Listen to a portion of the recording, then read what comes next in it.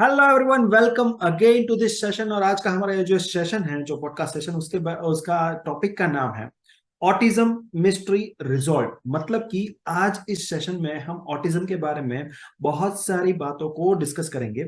Autism के बारे में जो कुछ भी मिथ्स है उसको हम बर्स्ट करेंगे, और ऑटिज्म क्या है वो सिंपली समझेंगे।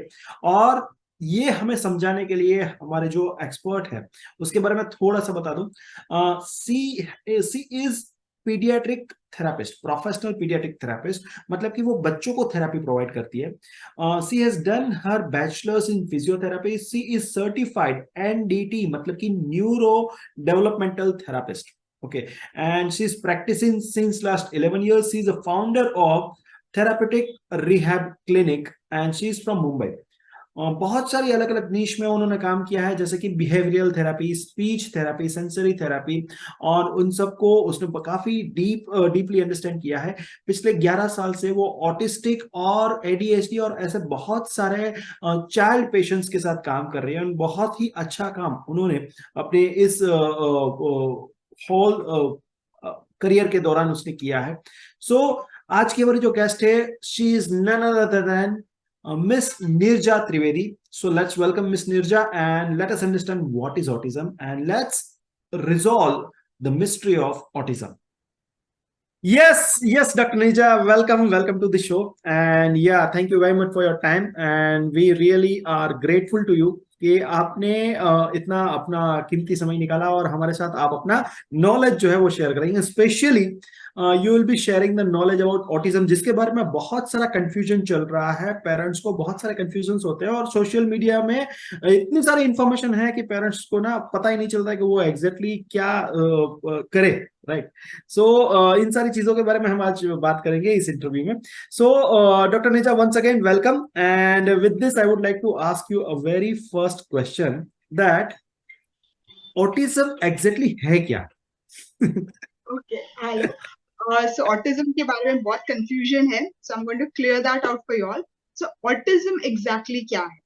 Autism is a condition, it's a neurological condition जहाँ पे cognition, behaviour, understanding of the child is affected. लेकिन अगेन, ऑटिज्म बहुत बड़ा स्पेक्ट्रम है। वो बच्चा स्पेक्ट्रम में कहीं पे भी रह सकता है। This might be the lower spectrum, this might be the higher spectrum. तो कोई बच्चे को बहुत माइल्ड सिम्टम्स रहते हैं, कोई बच्चे को बहुत ज्यादा सिम्टम्स रहते हैं। तो एकदम वो डिफाइन करना डिफिकल्ट। हर एक बच्चा अलग है। पर हाँ, उसमें थोड़े बहुत कॉमन सिम्टम्स रहते हैं जिससे हमें पता चला कि हाँ, ये शायद ऑटिस्टिक हो सकता है बच्चा। और इसमें अलग टेस्टिंग वगैरह होते हैं। सो नॉर्मली ऑटिस्टिक बच्चे को कम्युनिकेशन करने में डिफिकल्टी होता है, अपना एक्सप्रेशन देने में डिफिकल्टी होता है, लोगों से कैसे बात करना है उसमें डिफिकल्टी होता है।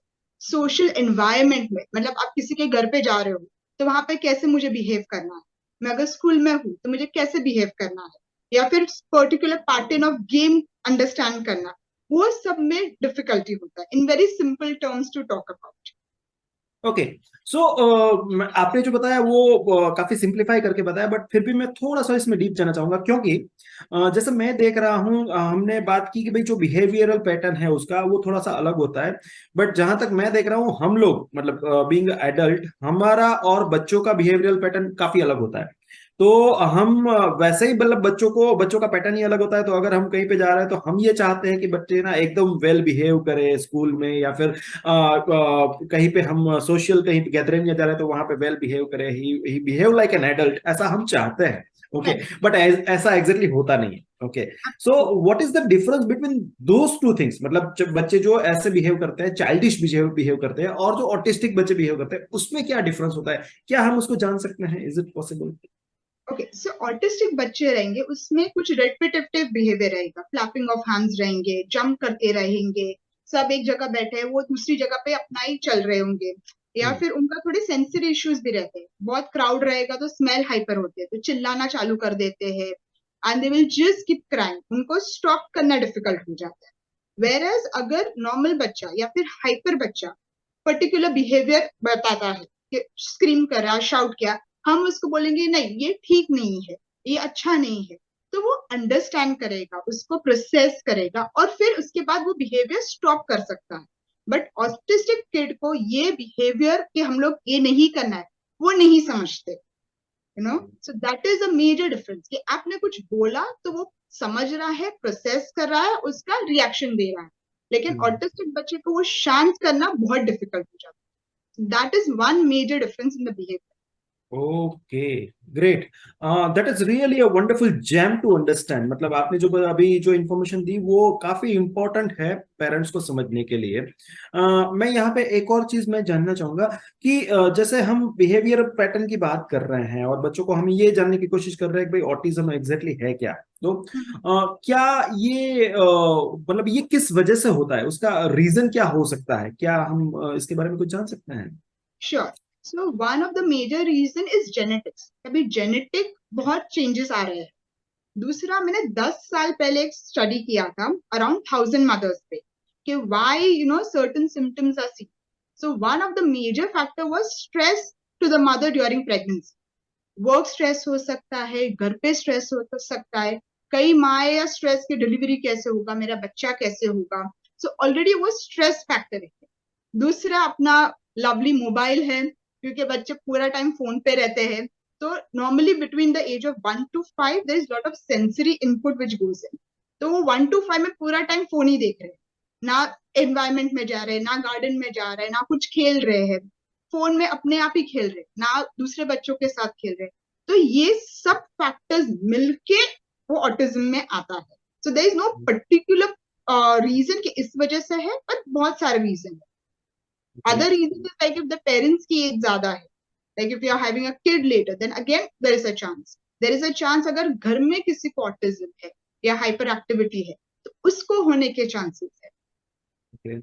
So, as I can understand, it is more about neurological pathway जो वो मतलब जब भी कंसीव होता है, ओके, बच्चा वॉर्म में, वहां से लेके जब वो कुछ सालों तक, 3-4 साल तक जो वो पूरा पैटर्न बनाता है, जो इनपुट्स उसके होते हैं, sensory inputs, and that creates something kind of जो डिफरेंट पैटर्न, और उसको ऑटिज्म बोला जाता है. Am I correct? मतलब एब्सोल्युटली, एब्सोल्युटली. लाइक अगर छोटा बच्चा है तो आप देखोगे छोटा बच्चा मुंह में सब डालता है. हम्म. तो मुंह में क्यों डालता है? क्योंकि मुंह का सेंसिटिविटी पहले समझते हैं बच्चे को. अच्छा, इसका शेप ऐसा है, इसका टेक्सचर ऐसा है. जैसे बच्चे सैंड में चलते, फिर ग्रास में चलते, फिर टाइल्स पे चलते, तो हर एक टेक्सचर अलग है, तो वो समझते हैं कि ये अलग अलग टेक्सचर है. तो अगर ये सेंसरी इनपुट, ये सब अंडरस्टैंडिंग बच्चे को नहीं हुआ तो उसमें प्रॉब्लम्स हो सकती है. ओह, ग्रेट. ओके, सो यहाँ पे हम बाकी तो बात करेंगे कि ऑटिज्म जिसको है उसको कैसे हम कर सकते हैं, मतलब ट्रीट कर सकते हैं, उसका थेरापीज क्या हो सकता है. बट उससे पहले मैं ये जानना चाहूंगा, prevention is better than cure, right? ऐसा कहा जाता है. तो अगर कोई ऑलरेडी ये फेस कर रहा है और उनको किसी को बताना है कि भाई आप ऐसा ऐसा कुछ करो, say for example, we do have a autistic kid, say for example, okay, and I face an issue and now my younger brother is going to have a child. तो हम उसको क्या एक या दो सलाह दे सकते हैं जिससे कि वो इन चीजों से बच पाए, वो प्रिवेंट कर पाए? पहला, अगर ऑटिज्म ऑलरेडी घर में है तो ऑलरेडी उसका स्ट्रेस मत लो. अरे मेरे बच्चे को होगा, मेरे बच्चे को होगा, मेरे बच्चे को होगा. तो ऑलरेडी आप उसको मैनिफेस्ट कर रहे हो कि मेरे बच्चे को भी होगा. दूसरी चीज, small small things can be noticed at a very young age. Under 1 में भी हम नोटिस कर सकते हैं कि जब हम बच्चे से बात करें, अपने सामने देख रहा है कि नहीं, स्माइल कर रहा है नहीं, हम लोग ने कुछ आवाज की तो उसको रिस्पॉन्ड कर रहा है कि नहीं, टॉय हाथ में दिया तो एक हाथ से दूसरे हाथ में टॉय ले रहा है कि नहीं, टॉय मुंह में डाल रहा है कि नहीं, कैसे रिस्पॉन्ड कर रहा है, सब. तो जितना जल्दी हो सके हम इसको डिटेक्ट भी कर सकते हैं. और दूसरी चीज, उसको एकदम क्लोज एनवायरनमेंट में नहीं रखना है. अगर हमें पता है कि हम हाई रिस्क पे है तो we have to make sure कि हम उसको स्क्रीन ना दे, हम उससे ज्यादातर ज्यादा बात करें, हम उसको एक्सपोज करें एनवायरनमेंट को. तो हमें ये सब देखना है कि ये सब चीजें हमें करनी है. अगर if you are following into a high risk category, and always you can ask a paediatrician, normally every time to time सब चेक कराओ. अगर आपको लग रहा है नहीं ये कुछ गलत, ये नॉर्मल बच्चे, मतलब मेरा 2 साल का बच्चा है, दूसरा 2 साल का बच्चा है, पर दोनों अलग है, तो आपको जो सिम्टम्स दिख रहे हैं आपके डॉक्टर को, that is going to help you. Wonderful. And one more thing, मैं प्रिवेंशन के बारे में जब बात कर रहा हूं तो मुझे लग रहा है कि इट इज मस्ट नाउ। मतलब पहले तो ये बोला जाता है ये करना चाहिए, बट मुझे ये लग रहा है कि आज की सिचुएशन में ये मस्ट है कि जो भी लेडी कंसीव कर रही है, जो भी कपल एक्चुअली कंसीव कर रहा है, एंड उन उन लोगों को अपनी रूटीन जो 9 मंथ की उसकी जो लाइफ साइकिल है, लाइफ है, उसमें उसको मेडिटेशन को कहीं ना कहीं पे उसको देना ही चाहिए। क्योंकि वो ही उसको हेल्प करेगा स्ट्रेस रिलीव करने में, और यही सबसे बड़ी वजह है, right? Stress is the root cause for most of the things. Right. अगर आप स्ट्रेस लेते रहे, स्ट्रेस लेते, it's not going to help. जितना आप रिलैक्स होंगे, जितना ओके पॉजिटिवली लोगे, उतना बेटर रिजल्ट्स आएंगे। Wonderful. Great. Okay. So with this, I would like to know that what is ADHD then? अगर ऑटिज्म ये है तो ADHD क्या है? ओके, एडीएचडी के बच्चे हाइपर रहते हैं। Okay, attention deficit hyper active disorder. तो ये दोनों में, ऑटिज्म में और एडीएचडी में, बहुत सिम्टम्स सेम रहते हैं। पर वो सिम्टम्स सेम क्यों है वो जानना जरूरी है। जैसे हम लोग बोलते हैं आई कांटेक्ट कम, अभी बच्चा आई कांटेक्ट कम दे रहा है तो हम उसको ऑटिज्म में पढ़ा है, आई कांटेक्ट कम है तो वो डाल देते। लेकिन हाइपर बच्चे आई कांटेक्ट क्यों कम देते हैं? क्योंकि वो लोग मस्ती में, यहाँ पे कुछ करना है, वहां पे कुछ करना है, उनका अटेंशन स्पैन बहुत कम है। मैंने ये टॉय खेला, अभी नेक्स्ट टॉय, ये टॉय फिर नेक्स्ट टॉय। तो दे आर वेरी हाइपर, वो एक चीज से दूसरी चीज, एक चीज से दूसरी चीज पे जाते रहते हैं। वेरएस ऑटिज्म में क्या होता है, बच्चा एक टॉय को लेके खेलता रहेगा, ही इज ओके। ओके, दूसरा एडीएचडी बच्चे, they like to have pretend play, doctor बने, टीचर बने, they want to understand the environment, play and all. Same autism में नहीं रहता है। ओके, एडीएचडी के बच्चे, दे वांट नॉवेल्टी, कुछ नया टॉय, कुछ नया खेलना, कुछ नया कुछ नया। सो उनका इतना एनर्जी हाई रहता है, they have very high energy. So एक चीज किया, फिर दूसरी चीज, फिर एक चीज, दूसरा चीज, और एक टॉय को बहुत टाइम तक नहीं खेलते। तो parents get very drained out, इसको थकता ही नहीं है बच्चा, because they have so much of energy in them. So ADHD, I will say that they are hyper kids. They are running from one, toy to one place, and that time they're not giving enough attention or enough detailing to a particular toy or to a particular activity. जहाँ पे उनका understanding and learning gets disturbed, because उन्होंने वो toy पे या वो चीज पे ज्यादा टाइम नहीं दिया। ओके। एंड जहां तक मैं समझ पा रहा हूँ, ADHD बच्चों का इमेजिनेशन और उसकी क्रिएटिविटी भी काफी ज्यादा होती होगी, right? Yes, yes. Because they have the bunch of things, मतलब वो करते रहते हैं तो बहुत ज्यादा क्रिएटिव होते हैं। And I believe that is actually a good point है। मुझे ऐसा लग रहा है। Very good, very very good. मतलब वो क्रिएशन, अपना creativity, processing, thinking, motor planning, सब कुछ इसमें आ जाता है। Yes yes yes, wonderful. Okay, so now यहाँ पे एक और पॉइंट मैं बोलना चाहूंगा। Then what is normal active बच्चा और हाइपर एक्टिव बच्चा, उन दोनों में आइडेंटिफाई कैसे करें? क्योंकि आजकल तो बहुत ही ज्यादा एक्टिव होते हैं। अगर मैं रिलेट करूं, मतलब हम जब छोटे थे तो हम इतने एक्टिव नहीं रहते थे, राइट? ओके, जबकि आज के बच्चे तो, नॉर्मल बच्चे ही इतने ज्यादा एक्टिव होते हैं, तो हम ये आइडेंटिफाई करना पेरेंट्स के लिए काफी मुश्किल होता है कि भाई क्या ये नॉर्मल एक्टिव है या फिर ये हाइपर एक्टिव है। तो उसको कैसे आइडेंटिफाई करें? उसके कोई पॉइंट्स आइडेंटिफाई कर सकते हैं क्या? यस, देखो, age also plays a very major factor. 2 साल का बच्चा है तो 2 साल का बच्चा एक टॉय के साथ आधा घंटा नहीं खेलेगा। वो एक टॉय लेगा, then he'll explore next toy, next toy. So that movement is considered okay, that is normal, because वो 2 साल का है, उसका ऑलरेडी अटेंशन स्पैन कम। पर अगर वही बच्चा अगर 5 साल का और इधर से उधर भाग रहा है, then that is not accepted. Now what is normal activity? Like एक बच्चा 45 मिनट तक, आधे घंटे तक बैठ सकता है। लेकिन अगर आप चाहिए कि नहीं वो 2 घंटा बैठना चाहिए, वो बिल्कुल 2 घंटे तक नहीं हिलना चाहिए, तो ही उसको नॉर्मल है, शांत है, वो नहीं होता है। और दूसरा एक फैक्टर, जैसे आपने बोला कि हम लोग इतना हाइपर नहीं थे, पर हम लोग जब छोटे थे हम नीचे खेलने जाते थे, हमारे पास गार्डन स्पेसेस थे। अभी आप देखो, घर छोटे हैं, फ्लैट सिस्टम्स है, मम्मा पापा दोनों अब बिजी इन वर्क। सो बच्चा करे तो भी क्या करे, उनको कोई प्लानिंग नहीं देता। हम लोग के यहाँ पे ग्रैंड पेरेंट्स थे, ग्रैंड पेरेंट्स बोलते थे नहीं ये खेलेंगे, वो खेलेंगे, ये करेंगे। अभी ये बच्चा, मम्मा लैपटॉप पे काम करे, पापा ऑफिस गए, they don't have anything. So their energy is also so dispersed, मैं ये करूँ कि वो करूँ, ये कर। सो ये सब फैक्टर्स मिलके इट्स क्रिएटिंग अ कंफ्यूजन कि हाइपर है कि नॉर्मल हाइपर। एग्जैक्टली क्योंकि हमारे टाइम पे जो सिचुएशन थी, हमारे टाइम पे जो एनवायरनमेंट था, हमारे टाइम पे जो इनपुट्स हमें मिल रहे थे, राइट, बाहर से, वो काफी अलग थे, और अभी जो इनपुट्स मिल रहे हैं वो काफी अलग है। मतलब let me tell you one of my experience, मैं बताना चाहूंगा। My I do have a two kid and the elder one is around 5 year old, 5.5, okay, and nowadays he is watching the cartoon named as a Shinchan, okay. तो he is one of the character जो काफी मतलब एकदम मतलब active है, और वो है तो due to that input my kid is trying to behave like a cincher in a daily activities, and what I understood is he would like to grab the attention, okay, attention of mind, okay, कि पापा मुझसे बात करे। जैसे सिंचन कुछ behave करता है तो उसके सारे आसपास वाले उसको पूरा अटेंशन देते हैं, वैसे मुझे भी सब अटेंशन दे, जबकि ये चीजें हम जब छोटे थे तब नहीं थी, right? तो due to that environment now the behaviour is completely change, और उसको हम बोलते हैं कि नहीं वो एक्टिव है, वो ये कर रहा है, वो कर रहा है, but actually the environment has change, तो हम उसको कंपेयर ही नहीं कर सकते, दोनों कंप्लीटली डिफरेंट है। Absolutely absolutely. की जो सिचुएशन है वो काफी अलग है पहले से, ये हमने डिस्कस किया, ओके, और उसकी वजह से जो इनपुट्स बच्चों में जा रहा है वो अलग है, और उसकी वजह से उसका बिहेवियर भी अलग है अभी के बच्चे, और उसी वजह से बहुत सारी चीजें हम फेस कर रहे हैं। तो जो नॉर्मल पेरेंट्स रहते हैं, स्पेशली मेट्रो सिटीज में, जो दोनों वर्किंग है, उसके लिए क्या कुछ चीजें हो सकती है जो नॉर्मल लाइफ में वो इम्प्लीमेंट करे, जिससे कि उसको काफी अच्छा रिजल्ट मिले अपने बच्चे के अपब्रिंगिंग में?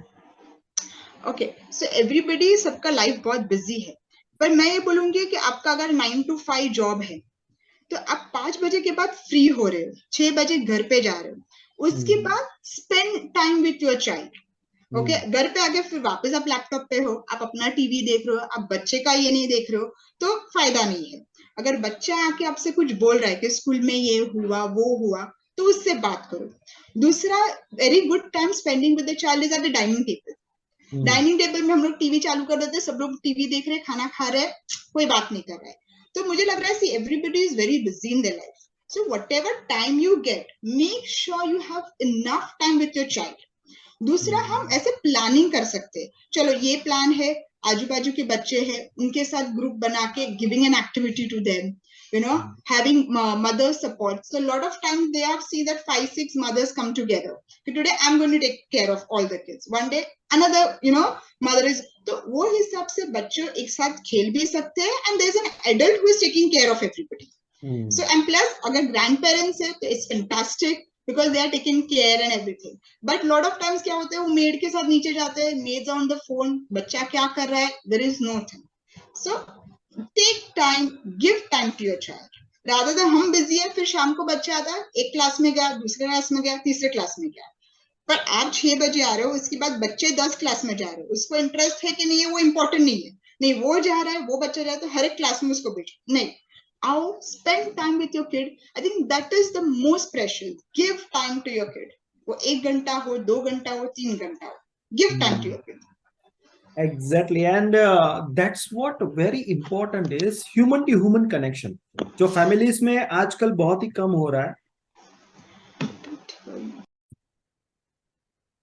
Yes, so as you just mentioned, मैं जो यहाँ पे conclude कर पा रहा हूँ that human to human connection is very important, especially for the family, and वो आजकल नहीं हो रहा है। तो दो बातें मुझे यहाँ पे आइडेंटिफाई हो रही है। Before few days I have attended one of the seminar, जहाँ पे स्ट्रेस आपका कैसे कम करे उसके बारे में बात हो रही थी, एंड वहाँ पे एक ये एडवाइस दिया गया था that you spend time with your kids pretending any type of game, मतलब गेम खेलते हैं ना बच्चे कि I am a doctor and you are a patient, and pretension game, right? तो वो आप गेम के लिए that is the best way to overcome the stress.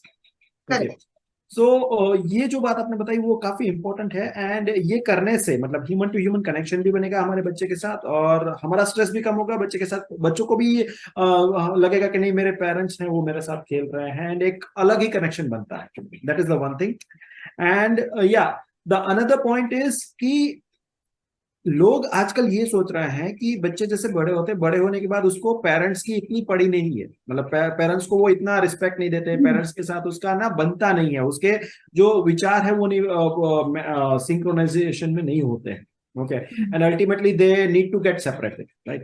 But the main root cause is this point. यहाँ पे जब बच्चे को जरूरत थी तब पेरेंट्स टाइम नहीं दे पाए, वो अपनी करियर में, अपने लाइफ में, अर्निंग में, बहुत सारी जगहों पे वो ज्यादा फोकस कर रहे हैं, बट यहाँ पे फोकस नहीं कर रहे हैं। Ultimately the kid is not getting that touch, not getting that connection, human to human connection, जिसको कि वो ना जिससे कि उसको ये हो कि नहीं मेरे पेरेंट्स के साथ मुझे रहना चाहिए, उसकी रिस्पेक्ट करनी चाहिए, राइट?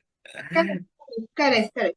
पेरेंट्स को उतना टाइम ही नहीं है। अभी दूसरा एक चीज होती है कि you have a single child, तो उसको कोई भी नहीं है, लाइक अकेला है। सिबलिंग है तो सिबलिंग के साथ खेले, not there. Parents are very busy. जब बच्चा आके बात करे आपको, अरे स्कूल में ये हुआ, mamma is like no no I am in a meeting, तो आप अगर उसको इग्नोर करोगे तो वो नेक्स्ट टाइम आके बात भी नहीं करेगा ये हुआ स्कूल में, बिकॉज ही विल थिंक अरे mamma is busy on the laptop, she is not going to listen to me. और तभी वो अटेंशन के लिए गलत चीजें करता है, तभी वो टैंट्रम थ्रो करेगा, कुछ ना कुछ करेगा। एंड दैट इज, आपको पता है कि अच्छे से बात कर रहा है तभी mamma is doing busy on the laptop, but अगर मैं कुछ तोड़ फोड़ करूँ, कुछ मस्ती करूँ, मम्मा का ध्यान तुरंत मेरे पे आ रहा है। And that is when the negative behaviour pattern comes in, कि मैं ये करूंगा तो मुझे ऑटोमेटिकली अटेंशन मिलेगा, तो वहां से उनको अटेंशन चाहिए। Exactly. And as I can see that attention is the mental food for child as well as the adult also. मतलब हमें भी attention चाहिए honestly, right? Okay.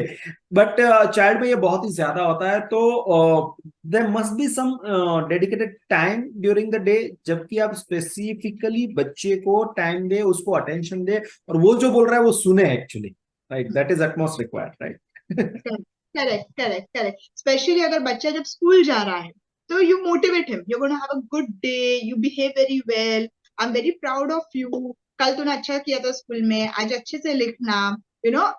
Example, exam है तो एग्जाम में अरे अच्छे मार्क्स चाहिए, टेल देम अरे you are going to do very well, don't worry, तुझे अच्छे तुझे सब आंसर्स आएंगे, वहां से मोटिवेशन। स्कूल से आए तभी बहुत सारे बच्चे को मेल्ट डाउन होता है, because there is lot of sensory input also which is coming through the school, ये पढ़ाया वो पढ़ाया ये पढ़ाया।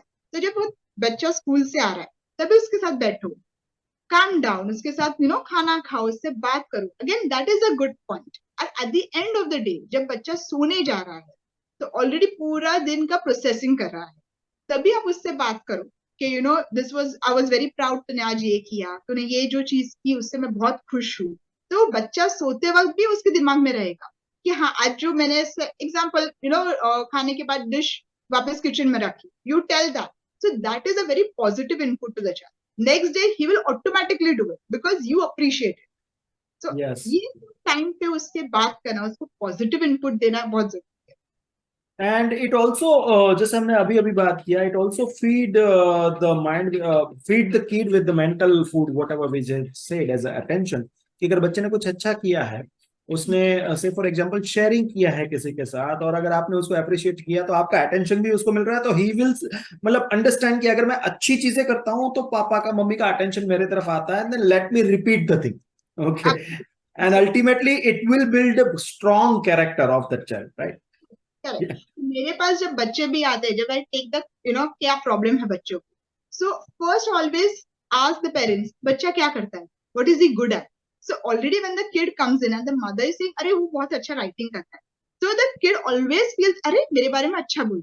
अगर वहां पे जाके आप उसके बारे में अरे पढ़ाई नहीं करता है, ध्यान नहीं देता, तो बच्चे को अगर दे विल फील कि अरे मम्मा मेरे बारे में ये इंसान से सब गलत बोल रही है। सो ऑलवेज दूसरों के सामने भी बच्चों की नेगेटिविटी या नेगेटिव कमेंट्स नहीं देना चाहिए। So whenever I ask the problems, I make sure that बच्चे को कुछ गेम दिया, मम्मा को साइड पे लेके गया, and then taking on what are the problems rather than discussing that in front of the child. Yes yes yes. Okay, so यहाँ पे मैं आपको जानना चाहूंगा कि एज ए थेरापी, ओके, जो आपका रोल होता है, थेरापी का रोल क्या होता है जब भी हम ऑटिस्टिक चाइल्ड या फिर एडीएचडी चाइल्ड के बारे में बात करते हैं, तो थेरापिस्ट का रोल क्या होता है, कि वो क्या करते हैं एग्जैक्टली, थेरापी किस तरह से दी जाती है और वो कैसे हेल्प करती है, क्या हम ये जान सकते हैं इसके बारे में? सो ऑटिस्टिक चाइल्ड या फिर एडीएचडी चाइल्ड या सेंसरी इशू चाइल्ड, उनमें सिम्टम्स रहते हैं। ओके, फॉर एग्जाम्पल उनका टच हाइपर रहता है, उनको बाल काटने में, नाखून काटने में तकलीफ होती है, दे डोंट लाइक इट। जमीन पे डस्ट रहेगा वो चलेंगे नहीं, टोस पे चलेंगे, because it's a too much sensory input for them. So as a therapist, we are going to integrate the sensory system. Okay, कुछ symptoms उनके high रहते हैं, कुछ low रहते हैं. कोई बच्चा थोड़ा सा टच करेगा चिल्लाएगा, दैट इज हाइपर सेंसिटिविटी, थोड़ा सा टच में ये हो जाएगा. कोई बच्चे रहते हैं उनको ज्यादा टच, उनको ज्यादा प्रेशर चाहिए, तो बार बार आके लोगों को हक करेगा. तो अंडरस्टैंडिंग एंड आइडेंटिफाइंग कि क्या इश्यू है, और वो चीज पे फिर काम करना कि उनको अगर टच हाइपर है तो ग्रेजुअली उसको डिफरेंट डिफरेंट टेक्सचर से इंटरवेन करना कि चलो ये टेक्सचर उसको लगाया, घास पे चलने को बोला. So at clinic I put a different texture mats on the floor, so asking the kid to walk on it. कोई बच्चे रहते हैं जिसका साउंड हाइपर रहता है, तो थोड़ा सा भी आवाज आते है वो डर जाते हैं. कई बच्चे रहते हैं मिक्सर चलता है घर पे, pressure cooker, they are so scare क्योंकि उनको बहुत आवाज डरावी हुई लगती है. So that time we gradually softly tell them this is okay, this sound is fine. Gradually, giving different sounds to them, giving meditative music. तो इसका जो साउंड का जो हाइपरनेस है वो कम होता है. कई बच्चों को ओरल सेंसिटिविटी रहती है, बच्चे चबाते नहीं है, खाना निगल जाते हैं, ब्रश करना पसंद नहीं है क्योंकि मुंह की सेंसिटिविटी बहुत ज्यादा है, तो हम लोग ओरल मसाज देते हैं. फिर ये सब बच्चों का one major problem is vestibular system, उनका balancing system is affected. Okay, खुद को और एनवायरमेंट को नहीं समझते. So when you give a vestibular input to them, they get integrated. So a lot of vestibular input is given to them, and all this is then given as a home program कि आप घर पे ये exercise करो.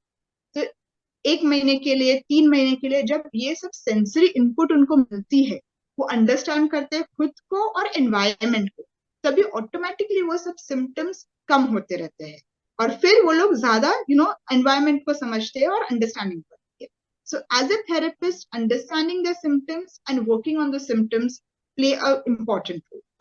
Okay, great. So एक point यहाँ पे मैं ये जानना चाहूंगा कि अगर कोई पेरेंट्स ने आइडेंटिफाई किया कि मेरा बच्चा ऑटिस्टिक है और they want to opt for the therapy, okay, तो how they can identify the best therapy centre, उसको क्या होना चाहिए, मतलब उसको क्या देखना चाहिए अगर, क्योंकि बहुत सारे ऑप्शंस होते हैं तो बहुत कंफ्यूजन उस वहां पे भी होता होगा, right?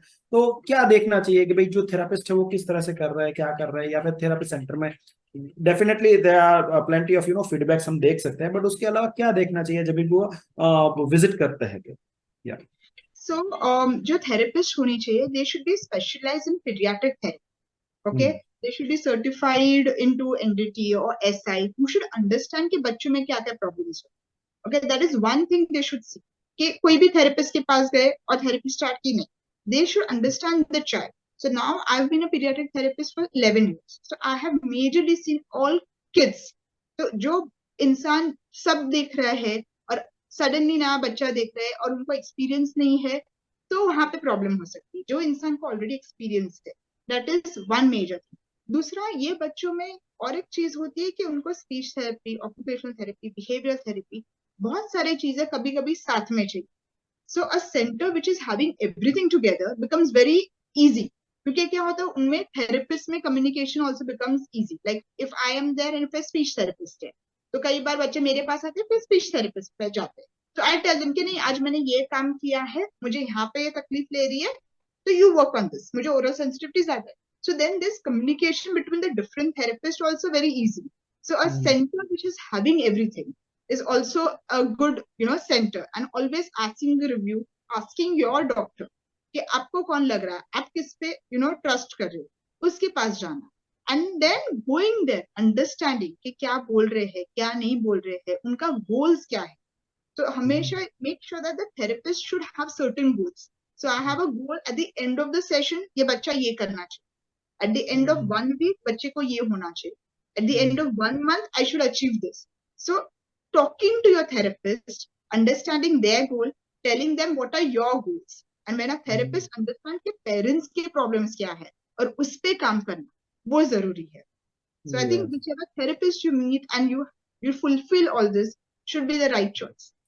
Exactly. The last point was very critical. I understand this because parents का बिहेवियर क्या है, पेरेंट्स का एक्सपेक्टेशन क्या है, और पेरेंट्स किस एनवायरनमेंट में उस बच्चे को अपब्रिंग कर रहे हैं, ये जानना बहुत ही इंपॉर्टेंट है. अदरवाइज मतलब सिर्फ ज्यादातर लोग यही फोकस करते हैं कि भाई सिर्फ बच्चों के ऊपर थेरापी चल रही है तो बच्चों के आसपास जो कुछ भी है बच्चों के बारे में ही बात करते हैं, बट थेरापिस्ट ऐसा होना चाहिए कि जो पेरेंट्स को भी अंडरस्टैंड करे, उसकी भी सिचुएशन को समझे, साथ में बच्चे की सिचुएशन को समझे और इंटीग्रेट करके फाइनली उसका solution they.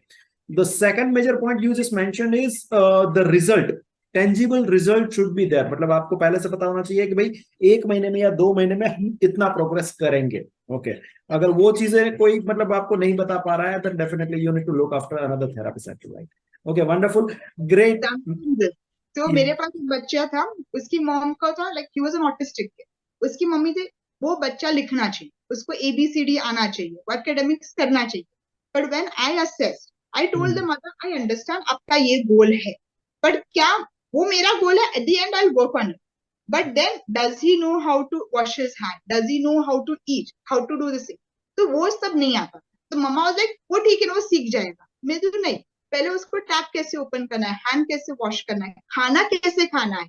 Like he was around 5-7 years old और ये कुछ भी नहीं आ रहा। अगर ये सब चीजें नहीं आ रही है, आपका राइटिंग नहीं आएगा।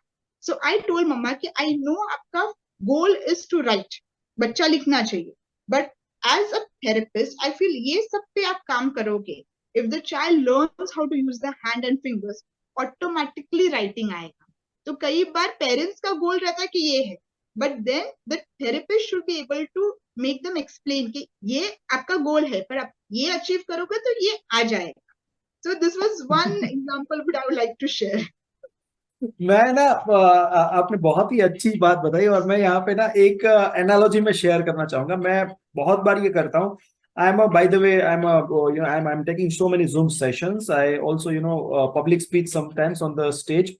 तो एक चीज मैं बहुत बार बताता हूँ और ये मेरा खुद का एनालॉजी आइडेंटिफाई किया हुआ है कि ज्यादातर लोग ना फ्रूट्स पे ध्यान देते हैं। ओके, कि मुझे फ्रूट चाहिए, I want the fruit, the sweeter fruit. Okay, but जब हम फ्रूट के ऊपर काम करते हैं तो you also need to take care of the flowers. Okay, जिसका बेनिफिट, जिसकी यूटिलिटी बहुत ज्यादा है। Okay, so same thing happens over here also. मैं इसके साथ रिलेट कर पा रहा हूँ आपका जो आपने जो अभी एग्जांपल बताया कि भाई एक हम जिस चीज को आपको जो चीज चाहिए उसके लिए आपको दूसरी चीज के ऊपर भी ध्यान देना पड़ेगा। अगर उसको ध्यान दोगे तो ये ऑटोमेटिकली हो जाएगा। Right, okay, great. With this yeah, I would like to ask your experience over the 11 years you are working into this space. Okay, ऐसा कोई एक एक्सपीरियंस जो आपको बहुत ही मतलब डिफरेंट लगा हो या फिर बहुत ही क्रिटिकल लगा हो या फिर बहुत ही फनी लगा हो, आप अगर शेयर करना चाहें तो we would love to hear that. So I would like to share this. तो एक बच्चा था, okay, and they came to us, and they were from US. They had come to India for a short period of time. So they came and they are like, you know, he's diagnosed with autism and he cannot talk and all. मतलब उनका main complaint था he cannot talk. मैंने जब assess किया उसको, उसको बहुत oral sensitivity, उसकी वजह से उसका खाना पीना was also affected. So lot of times when I ask parents जिसका ओरल सेंसिटिविटी या स्पीच डिले रहता है, तो मैं उनको बोलती हूँ खाना लेके आओ, मुझे देखना बच्चा कैसे खाता है। तो बच्चा ना चबा रहा था, वो पूरा स्वॉलो कर रहा था, और he was a very pampered child. So Indian setup में when a child is pampered, जरा आवाज किया, दादा दादी ने उठा लिया and gone.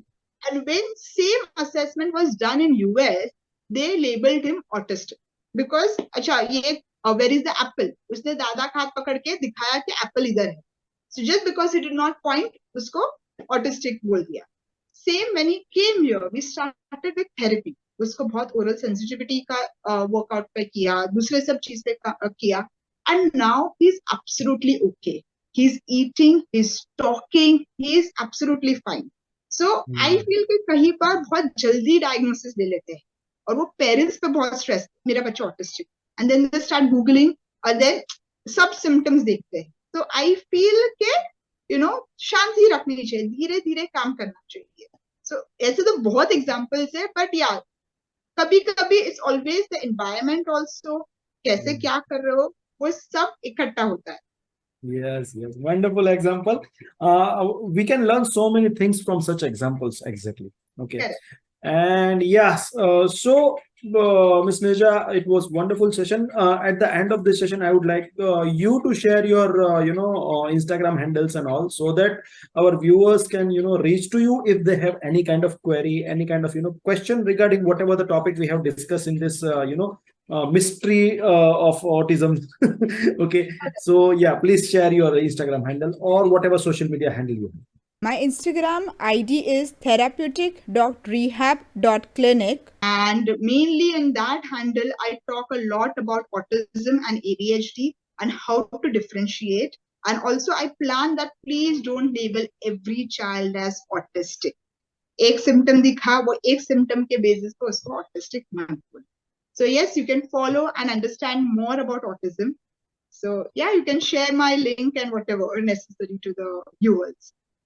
Okay, Nija ji, thank you very much for your wonderful knowledge. और हमने almost ADHD और autism को एकदम simplify करके सबको बताया आपने, and thank you very much for that. Definitely our viewers will get a lot of benefit from this. Thank you for having me. Thank you. Okay. Bye bye. Bye bye.